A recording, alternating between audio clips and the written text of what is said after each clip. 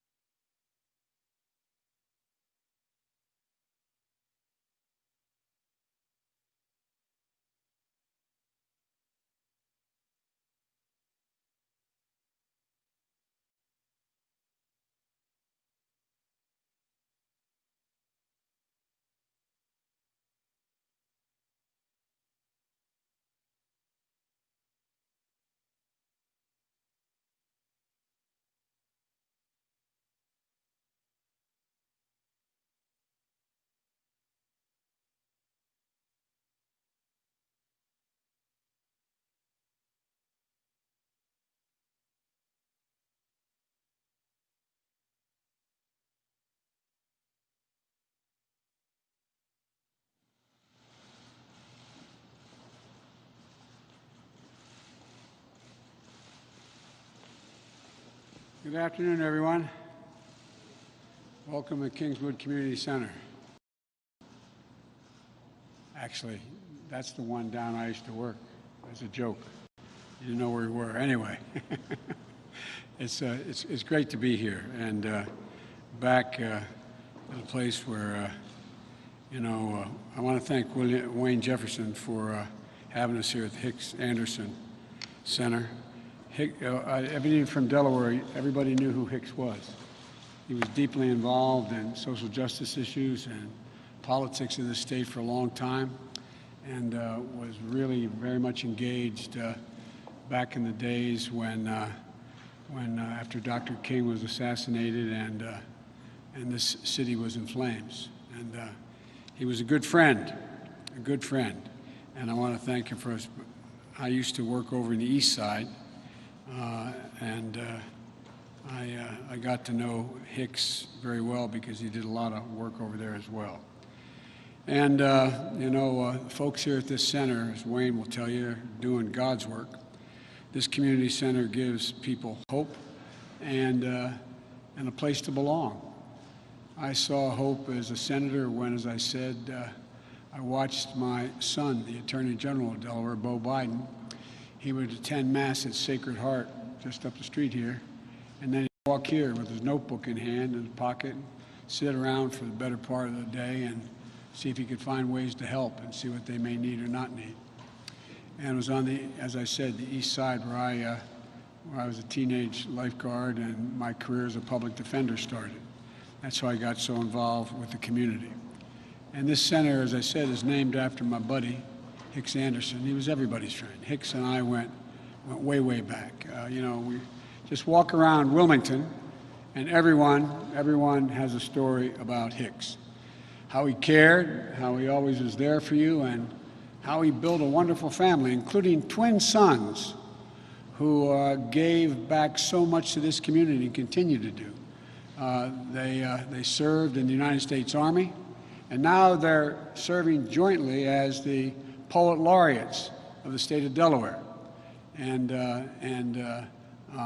Nnamdi is a state representative, and Hicks and his family and everyone else at this center embody the defining story of America. For generations, Americans who were black, brown, Native American, immigrants have always been found they pushed out, not fully included from our democracy and our economy. And it's by pure courage, heart, and grit they never gave up as they pursued the full promise of America. That's the story of the people of this community and of this country. That's why I couldn't think of a more meaningful place to talk about my Build Back Better economic agenda. A bold, practical plan that's going to help build a stronger and a more just and sustainable economy for everybody this time included. And it's a story of two civil rights heroes we lost last week. One who showed us the way forward, each of them their separate ways. Reverend C.T. Vivian, who faced down drownings, beatings, and his comment was, "You can't turn your back upon the idea of justice." Enormous courage. And my friend, an American hero, Congressman John Lewis, who crossed the Edmund Pettus Bridge one last time on Sunday, who once said, "Freedom is not a state, it's an act." I've been over the bridge twice, once with him, and I thought I knew a lot about it. Until you walk that bridge, and some of you have done it, and you get to the crest of the bridge, the first time you can see down the other side. When I walked over with him a couple years ago, I thought to myself, what in God's name did it take in terms of internal fortitude, courage, to walk down there seeing those folks with clubs and on horses, waiting at the bottom of the bridge with no way back. I spoke to John just before he died. He was on his deathbed, and they said he could talk, he wanted to talk. Instead of answering my concerns for him, he asked about me. He asked about us. He asked that we stay focused on the work left undone to heal this nation, to remain undaunted by the public health crisis and the economic crisis, taking the blinders off in this crisis and showed the systemic racism for what it is that plagues this nation. People have seen now. Those people allowed them to shelter in place. All those folks risking their lives, stacking the shelves in the supermarkets, farming the food, getting it to our tables. All those folks, most of whom are black and brown. One thing the Senate and the President can do right away is pass the bill to restore the Voting Rights Act. Just yesterday, it was renamed in the Congress in memory of John Lewis. You know, back the effusive praise we heard since he passed, especially from many of our Republican friends. Back it with some action. Protect that sacred right to vote that he was willing to die for. If they don't, I've been saying all along, it's one of the first things I'll do as president if elected. We can't let the fundamental right to vote be denied, especially in the middle as this pandemic rages on. Nearly 150,000 dead from COVID-19 and counting. More than 4 million Americans have tested positive and counting. Black and Latinos are 3 times as likely to be infected and twice as likely to die from the virus as white people. More than 30 million and counting are collecting unemployment checks. Black unemployment is at 15%, Latino 14.5%. 40% of black-owned businesses, 440,000 in total, have reported they had to shut down. And everything is worsened by this crisis of presidential leadership. To change the tone over the last few days, as Trump has, doesn't change the facts of the last 4 years. Donald Trump faces a real test, and he's failed it. The basic threshold of being president, the duty to care for the entire country, not just his re-election prospects. He's shown that he can't beat the pandemic and keep you safe. He can't turn the economy around and get America back to work. And he is horrifyingly and not surprisingly intentionally stoking the flames of division and racism in this country. I said from the outset of the recent protests that there's no place for violence or destruction of property. Peaceful protesters should be protected, and arsonists and anarchists should be prosecuted. And local law enforcement can do that. When President Obama and I were in office, we protected federal property. We were able to do it without the Department of Homeland Security turning it into a private militia. And it could be done today. But that wouldn't help Trump's political interest. He's determined to stoke division and chaos. It's not good for the country. But Donald Trump doesn't care. His campaign is failing, and he's looking for a political lifeline. This isn't about law and order. It's about a political strategy to revive a failing campaign. Every instinct Trump has is to add fuel to the fire. It's the last thing we need. We need leadership that will calm the waters and lower the temperature. That's how we'll restore peace in the streets. But this election is not just about voting against Donald Trump. It's about rising to this moment of crisis, understanding people's struggles, and building a future worthy of their courage and their ambition to overcome. Last month, I stopped at Bethel AME Church here in Wilmington, not far from here. I talked to a group of faith and local leaders. They shared their pain, their anger, and their frustration at the state of affairs in our justice system, our healthcare system, our politics, our economy. There's just a sense, and it's real, that the deck is stacked against the community. The common theme was, how do we break the cycle? In good times, communities of color still lag. In bad times, they get hit first and the hardest. And in recovery, they take the longest to bounce back. This is about justice. I proposed a criminal justice reform and policing reform agenda that I'm committed to working with the Congress to see it through as president. It's also about jobs, good-paying jobs, financial stability, building wealth for families of color, and passing it down to their kids. It's about economic growth for our country and outperforming the rest of the world to stay ahead. It's also about dignity for working people and the middle class. Many of you heard me say it before. My dad had an expression. He'd say, "Joey, a job's about a lot more than a paycheck. It's about your dignity. It's about respect. It's about your place in the community." And he'd end by saying it's about being able to look your kid in the eye and say, "Honey, it's going to be okay," and mean it. But over 50% of the people in America don't think it's going to be okay for their kids, that they'll never meet the standard of living they had. Over the last few weeks, I've laid out my Build Back Better plan based on necessities and on the idea that we can't just build back to what it was before. We have to build back better, and this time bring everybody along.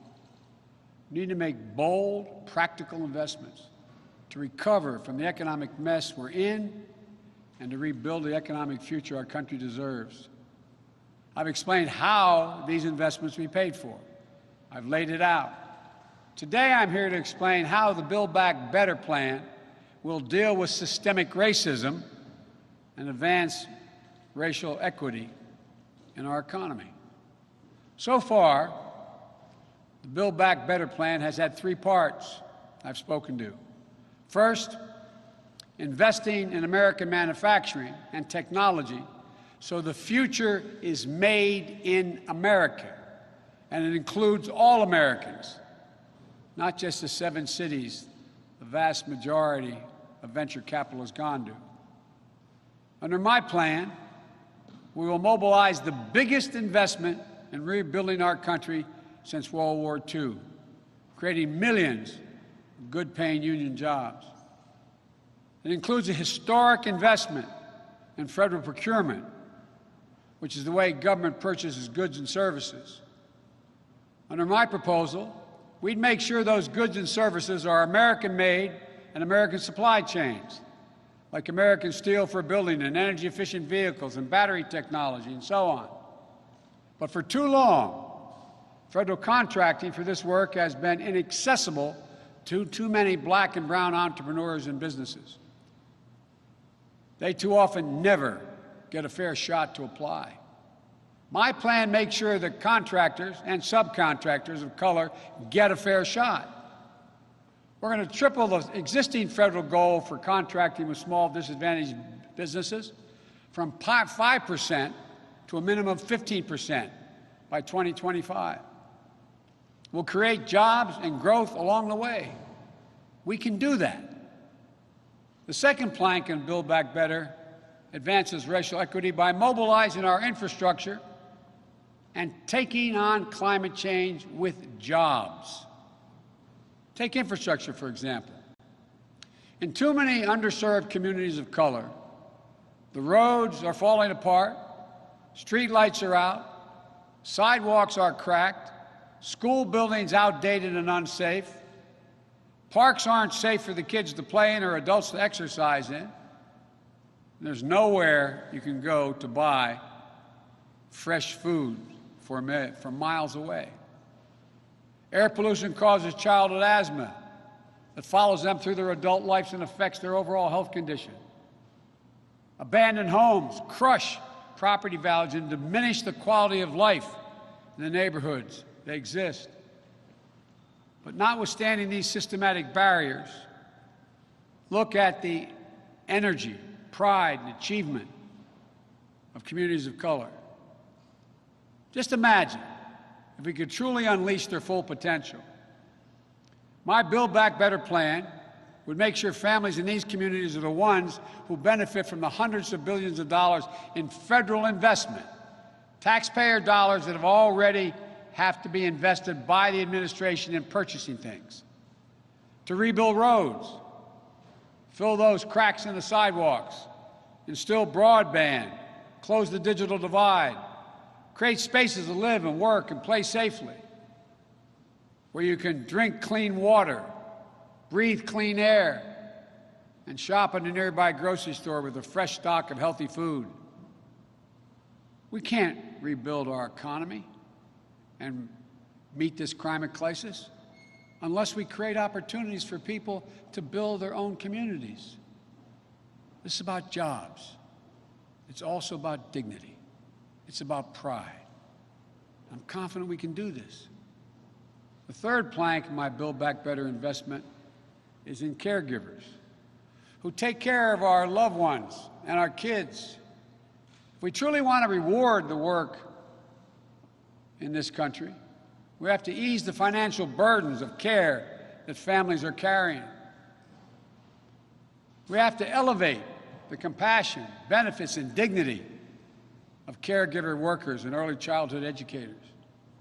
Families are squeezed emotionally and financially trying to raise their kids and care for their parents or loved ones living with a disability. My guess is that some of you have been through that with a parent who's ill and can't take care of themselves.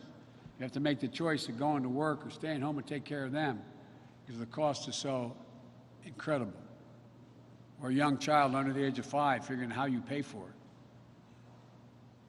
I was a single parent for 5 years with a lot of help. And I had a good salary. I was making $42,000 a year. Without my family, I couldn't have done it. They need help, but often they can't afford it. And the professional caregivers out there, home health workers, child care workers, who are often women of color, and immigrants, are too often underpaid, underseen, and undervalued. But these are things we can do right now to ease the burden. My plan would clear the waiting list that exists now of 800,000 people who are eligible for home and community care for a loved one through Medicaid, who've signed up but are waiting, 800,000. My plan would make sure every 3- and 4-year-old child gets access to free, high-quality preschool, like students have at this center, what I do with Title I schools. And low- and middle-income families won't spend more than 7% of their income on child care for children under the age of 5. The most hard-pressed working families won't have to spend a dime because it'll be free. My plan would pay and support our caregivers, who overwhelmingly, as I said, are women of color. This plan to help workers, especially those without college degrees, gain new skills in good-paying industries like healthcare, and provides a pathway to advance their careers. For example, a home health care worker under this plan will have access to training needed to become an EMT or a nurse or physician's assistant. We don't just put millions of Americans to work in new care and early childhood education jobs. We'll also free up millions more to rejoin the paid workforce. Studies indicate at least 2 million additional jobs will be created and more economic growth for our nation. And the economy as a whole will grow. We can do this. Today, I'm laying out a fourth part of my Build Back Better plan, advancing racial equity across the American economy, not just part of the other pillar of Build Back Better, but this is in its own right. To start, we create a new Small Business Opportunity Fund. It dramatically expands on the successful Obama-Biden initiative that generated more than $5 billion and $5 in private equity for every $1 in public investment in a small business, particularly in hard-pressed areas. We're going to take $30 billion of our Made in America investment, I announced earlier this year, and put it into this fund. It will allow the expanded federal support for the most effective state, local, and nonprofit programs to provide venture capital and financing for minority business owners and communities in need. It will also allow us to support community development banks that have a proven record of investing in minority small businesses. That $30 billion is estimated to leverage $150 billion in new financing and equity for more Black and brown small businesses. So our Small Business Opportunity Fund supports an investment in a small manufacturer of color seeking to commercialize a new technology, for example. That helps the manufacturer get started. Then private investors, we know, notice the promise of that business and invest their private dollars as well. That helps manufacturers scale and grow.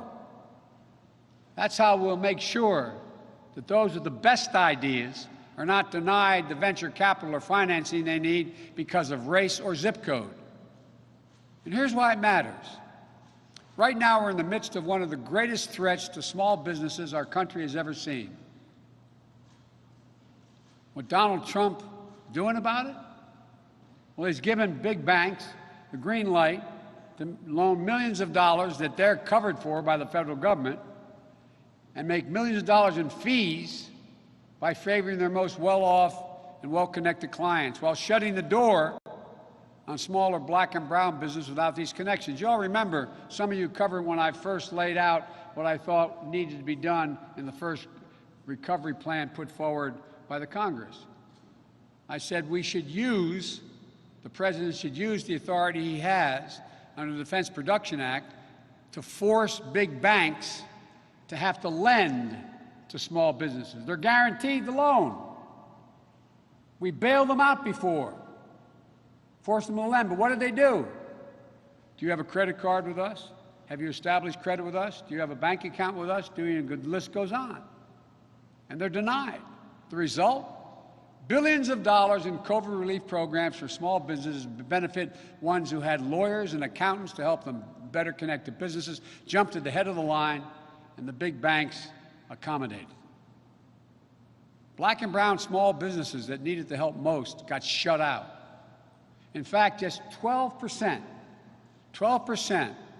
of Black and brown businesses surveyed seeking help got the aid they asked for. Now, half of them say they're going to have to close up shop, and they're a major source of employment in America. Our economy can't afford for them to close. Their families can't afford for them to close. Under my plan, 50% of emergency small business relief would be reserved for the smallest businesses of 50 or fewer employers. Right now, we're talking 500. They are small business compared to the Fortune 500, but do you think most people think the neighborhood stores have 500 employees are small business? Ride down the main streets of so many small towns around America and big towns and see them shuttered. This would help minority-owned business get life-saving loans before the well-connected businesses jump to the head of the line. But removing the barriers for black and brown entrepreneurs to start and grow businesses is only one of many things we have to do to close the racial wealth gap in this nation. Expanding black and brown home ownership is another. Today, American cities, there are a number, where about 75% of white Americans own their homes, only 25% of black and brown citizens, or blacks, I should, own their homes. Even in the middle class communities of color, the same homes that exist in the white community are often valued significantly less. Those black residents then see their wealth accumulate much more slowly. Many of you are from families like mine, middle-class families. Where did my parents accumulate any ability to borrow and generate any wealth? In their home. That's how it got built. That's how a lot of us are able to send our kids to school, to borrow against that. When a house is an asset that helps build equity and wealth, the home ownership disparity denies equal opportunity. My housing plan is going to be a major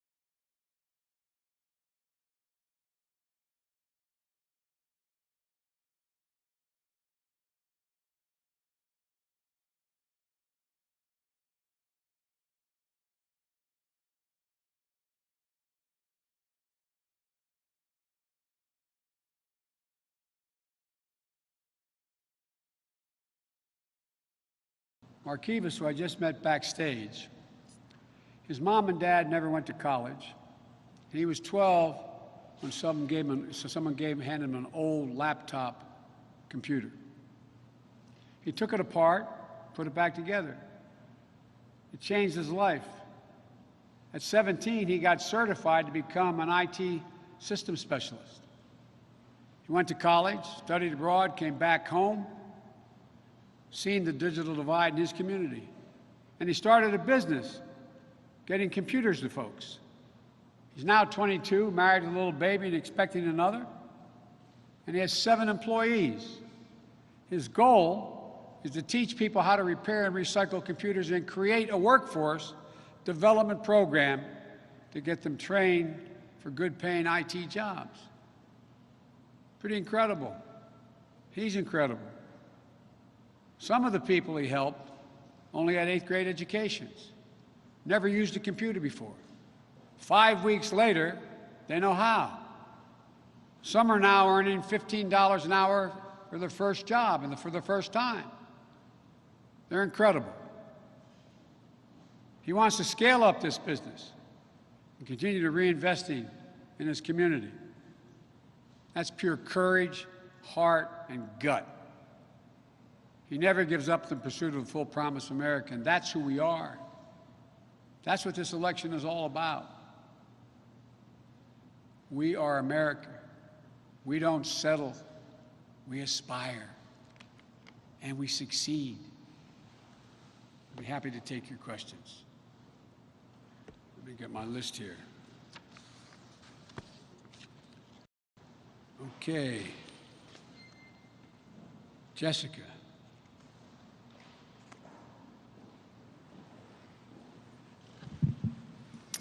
Mr. Vice President, I want to talk a little bit about your VP pick. We're narrowing in on the time frame that you had identified as when you would make your announcement. Are you still targeting early August?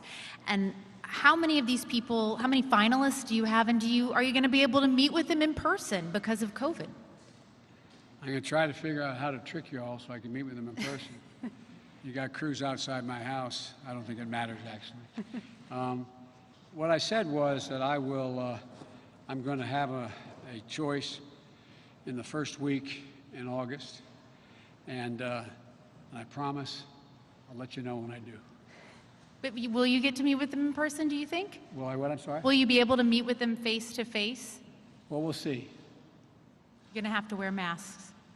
They will have to wear masks. Will you get tested, do you think, if you have to do that for COVID? I'm not prepared to say much more than that right now. Okay. Thank you. All right, I'm supposed to call on people, right? Okay. Mary Bruce, ABC. Thank you, Mr. Vice President. This pandemic is taking a terrible toll on American lives and also the economy. But are there specific states right now that you think should halt their reopenings and roll things back? And if so, which states? Well, I'm not going to comment on every state, but any state where the rate is more than 1-to-1 here should be, in fact, rolling back. Look, from the beginning, in my view, the president has given us a false choice. He said that we have to get back to work and also deal with COVID. You can't get this country going again unless you get COVID under control. And so he has been really late in the game to getting around himself wearing a mask, for example. We waited for, as you've heard it 100 times, the Columbia study showing that if he'd acted just 1 week earlier, there'd be, I think it was 37,000, wasn't it, 31,000 more people alive. 2 weeks earlier, 57,000 or whatever. The point is that there's no clear message. There's a federal responsibility to lay out really clear guidelines. It's like opening up our schools. What's happening now is there's a national, we need the CDC, they had very strict guidelines they were going to do at first. They've watered those down, in my view, what I've seen. I was talking to the docs that I deal with about 3 times a week and give them an hour and a half, an hour and 50-minute brief. And so I think that what's happening now is even in the states where it's about, you know, freedom versus physical safety of your neighbor and communication of the virus. Even in those states, they're now locking down. And they're locking down counties which have high returns on testing. And the president says his answer was, we'll stop testing, so we're not going to know, okay? We won't know who has the virus. I think it's really important. And here it takes me into what the next stage of this is. As you know, I know you cover this a lot.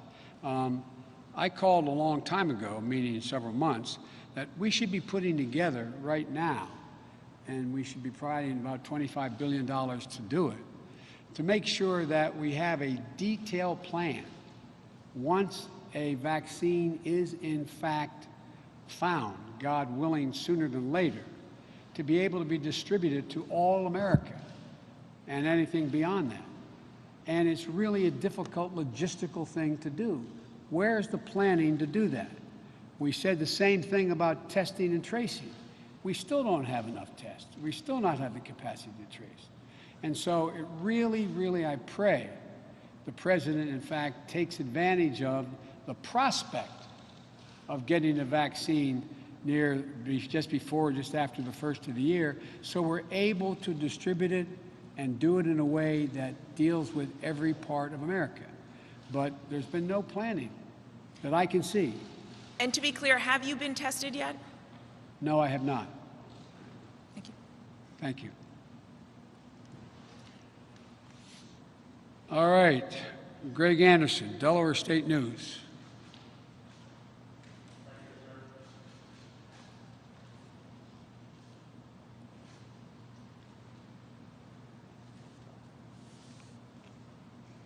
You've had these meetings in Delaware the last 3 weeks. I'm just curious why Delaware to be here making these announcements. Because I'm home.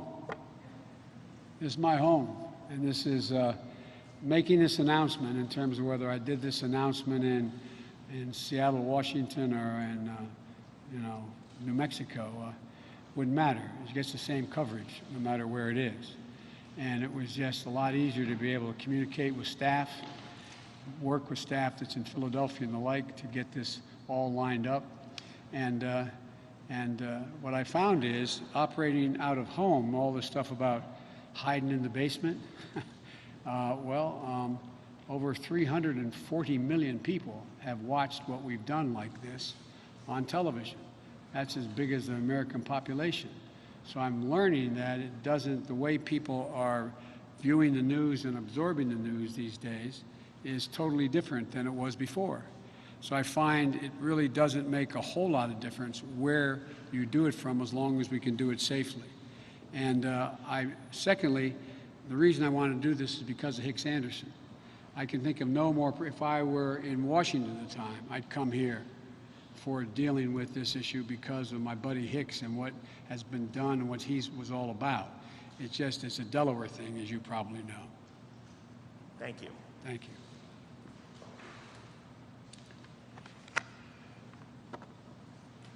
Okay, Mike.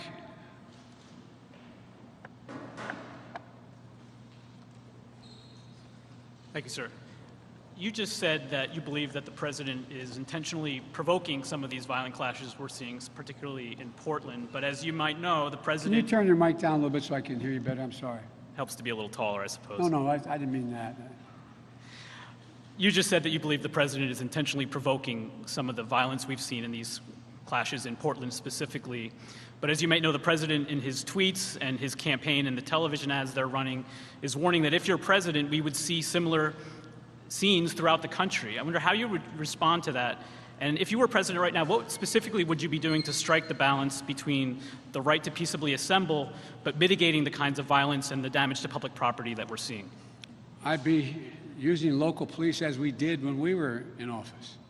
When there were riots and there was federal property at stake, we were able to take care of that. And we're able to take care of it by the use of, not what as wide as this, obviously, the use of local police. And the fact is that arsonists should be held accountable. People carrying guns, shooting, should be held accountable. People who engage in criminal activity should and must be held accountable and taken to trial. But what's happened here is this has just caused such enormous political division. And it's all about being able to, you see some of the ads. You know, you see cities burning, call 911, Biden is, you know, and they have my picture in the background, you know, and if it's a rape, dial 1, if it's anything else, it's going to take 7 days. I mean, come on. That is all about trying to come up with a bizarre law and order 2020 campaign thing to try to scare the devil out of the American people. And what's happened is, it has, look, Mike, when the president decided he had to walk across from the White House to a group of peaceful demonstrators, to an Episcopal church to hold a Bible upside down, which I don't know how often he reads, and he used the military to do that. Did you ever think you'd see a chairman of the Joint Chiefs of Staff apologizing to the nation for participating in that? Did you ever think you'd see 4 former chiefs of staff talk about how everything is about dividing the country? That wasn't about being able to walk across and hold up the Bible. That wasn't about the church burning or being burned. It was about, as his own people said, his own commander. It was about dividing the country, preying on it. When you have a president who, in almost the same day, the state of Mississippi takes the Confederate flag off of their flag, and he's defending the Confederate flag, and it's just a matter of heritage, and why isn't it still being flown or something to that effect at NASCAR, and why things are down? This is about division. This is about trying to split the country. And so far, thank God, the American people aren't having any of it. Over 70% of the people in the country thinking the protesters would you ever think you'd see 70% of the people saying Black Lives Matter? Because they see what happens. And they're not buying onto this racial division. That's what he's done from the very beginning. As you've heard me say, coming down that escalator today, he announced he's going to get rid of those Mexican rapists and judges. I mean, this is... So, Mike, I don't think you need to do that, but I think we do need to hold those who violate the law accountable. You should never let what's done in a march for equal rights overcome what the reason for the march is. And that's what these folks are doing. And they should be found, arrested, and tried. And sir, if I can, as you finished the rollout of your economic plan, during the course of the primaries, you were critical of some of your Democratic opponents for putting forward plans that you thought were too expensive and not realistic in terms of getting passed. I wonder if you're now proposing nearly $3 trillion as part of this, in spending as part of this economic plan. Can you describe your evolution in terms of what you view as achievable if you're elected and sworn in as president? I think there's a big difference between saying, figuratively speaking, no one can be a millionaire, it's a bad thing, saying that we are going to provide a medical plan that costs $30 trillion or $32 trillion and being able to think you could get it passed. And being able to pass in this environment legislation that the circumstances have demonstrated is needed to solve real problems. For example, the idea that we can continue to be in a circumstance where we reward companies for government contractors for going overseas to make their products, that we can continue to provide tax breaks for that effort. When we find we come up short with everything from reagents or nasal swabs to not being able to provide for the kinds of steel we need to do certain things in American ships and the like, is totally different than that.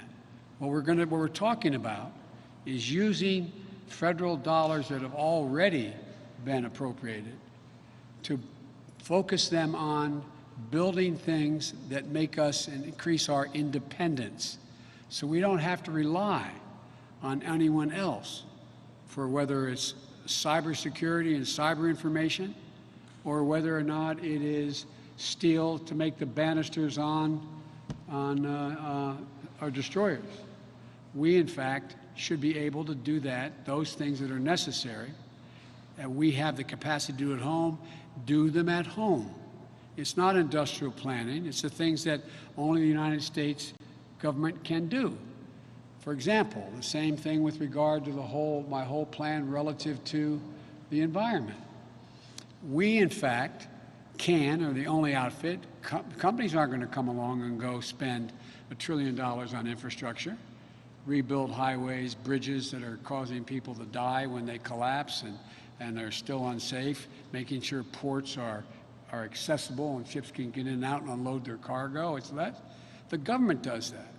And when the government does that, the government should be, in fact, insisting that, using that taxpayer dollars, we are buying the product from an American manufacturer made in America, employing American workers, getting a decent wage.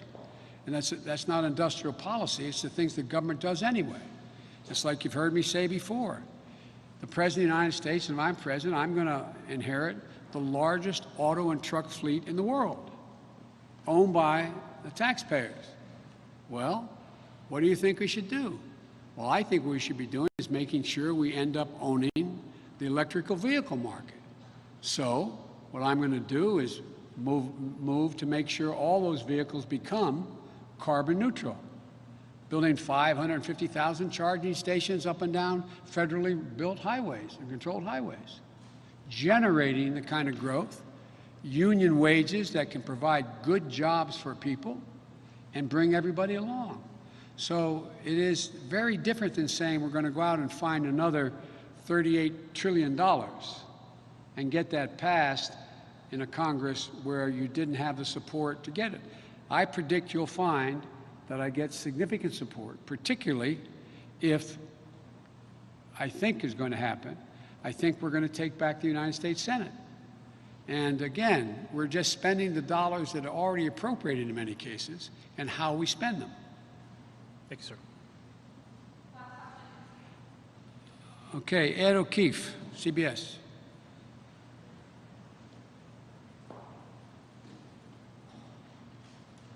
Thank you, sir. I'll take this off. You alluded to this in your remarks, and I bring it up because polling is bearing this out a little bit. But are you running against President Trump or for President and for Joe Biden? In other words, you alluded to this, but a lot of voters seem to think or are saying that their support hinges on the fact that you're not the president. So why perhaps should they be voting for you and not just against the president? That's why I'm laying out these detailed plans. Look, I'm running because Trump is the president. And I think our democracy is at stake for real.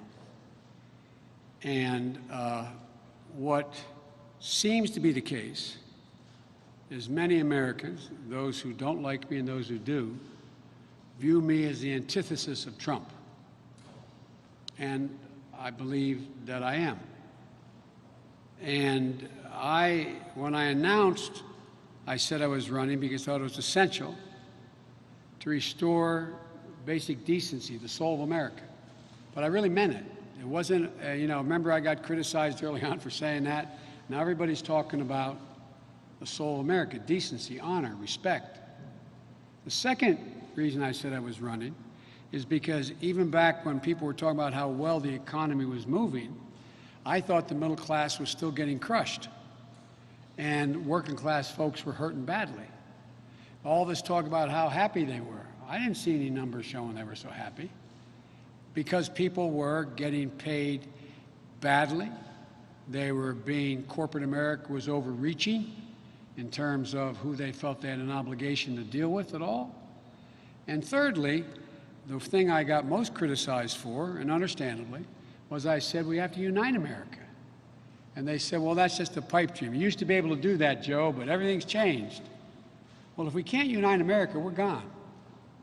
We're dead. Democracy's dead. It requires consensus. That's not hyperbole. It requires consensus. And that's why I used to be sometimes critical when people stand in the debates. They say, I'm going to by executive order do the following. Well, that's Trump. He doesn't have the authority to do half of what he's doing by executive order. That is not democracy.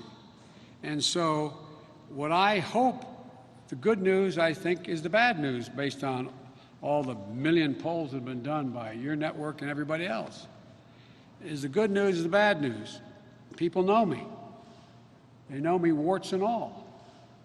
And the reason why I'm running is because I think I have two qualities at this moment that aren't always the most relevant qualities needed in a president. It changes. Every election is different. One is that I know a fair amount about American foreign policy, and I have relations all over the world. And those who don't like me respect me, and those who do like me respect me. I know how to get things done internationally. Doesn't mean I can solve every problem, but I understand the national security and intelligence issues. That's what I've done my whole life. Trump has no notion of it. None. Think of how he talks about Putin. My God. And he talks to him privately and says he's not going to tell you whether he raised the fact that Putin's paying the Taliban. Number one. Number two, I have been relatively good at bringing people together in the United States Congress and politically. It's going to be a lot harder. Things have changed. A lot harder. But depending on the outcome of the election, in terms of the Senate and House races, it can become very much within reach. Because, and I'll say it again, I've never questioned anybody's motive. I've never lied to a political opponent and misled them. Even when I was in the Senate and I'd say, I need your vote on this, but I got to tell you, you vote for it, this part of your constituency is going to be mad at you. I've never misled anybody. I don't expect anybody to voluntarily agree to be in the second editions of Profiles in Courage. I try to recognize the limits of where they can go and still find a principled compromise. And so there are the two things that I think we very badly need now. And lastly, I think that notwithstanding the fact I think I have laid out the most detailed plans on the economy and on issues relating to health care and the rest of any president in modern history. I mean, it's awful detail. If I'm elected and this passes, I'm going to be good to go down as one of the most progressive presidents in American history. But none of the things I'm talking about are inconsistent with a free market. They're not inconsistent with capitalism, but they require certain safeguards. Just like, you know, that old thing, you know, it took a capitalist to save capitalism. Well, you know, I think there's a lot that we can get done and will get done. And that's why, last thing I'll say, remember I was criticized by saying I'm going to campaign in states for senators and House members or states that I'm not likely to be able to win. Because what everything shows, and you know this inside out and backwards, all of you do, that when the National Party doesn't invest in areas where there's a tight race, it hurts the local officials up and down the list. And so we got to build a bench here. And that's what this is about as well. So I'm hoping that people will take a look at what I've done,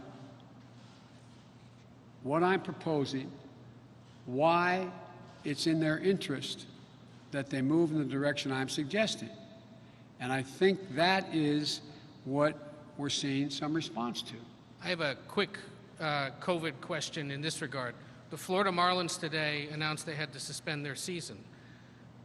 You curious, because I know you get briefings on how COVID should be dealt with and how society should be comporting itself in the midst of all this. What do you make of how sports leagues are starting to play again? And frankly, for that matter, what do you make of how schools are considering all this?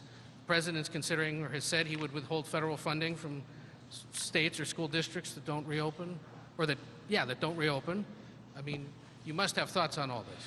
Well, I do. I've laid out, in the interest of time, we'll get you a copy of it, my school reopening plan, what I think is required in order to do that. There's some circumstances you can do that, but you have to make significant investments to do that in order to provide for protective gear, in order to provide for social distancing, in order to have testing and tracing and all those things.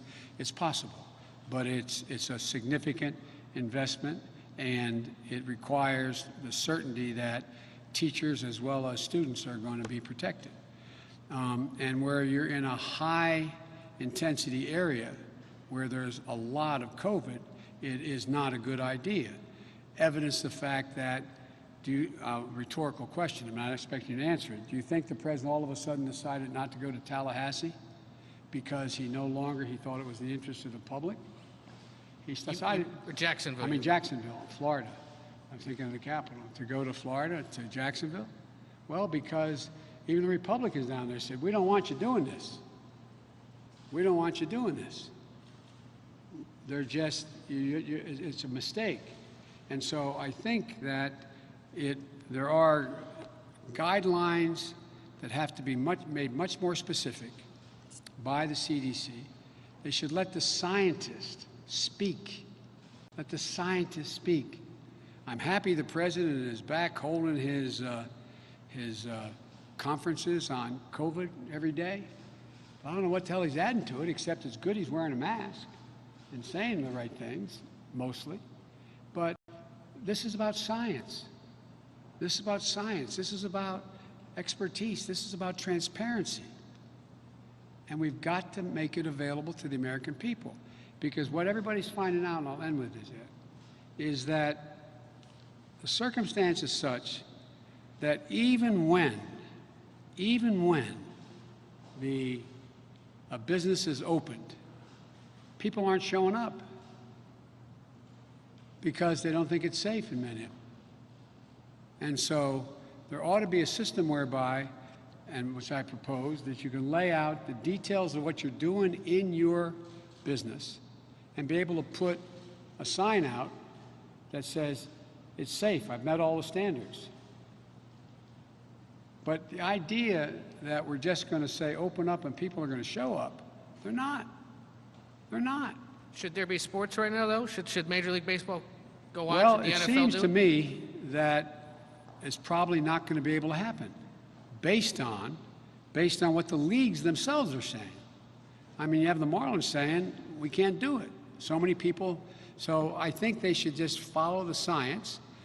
The one thing that seems to work a little bit, I don't know, is basketball, where no one's traveling. They're all sequestered in one place. It's like, look,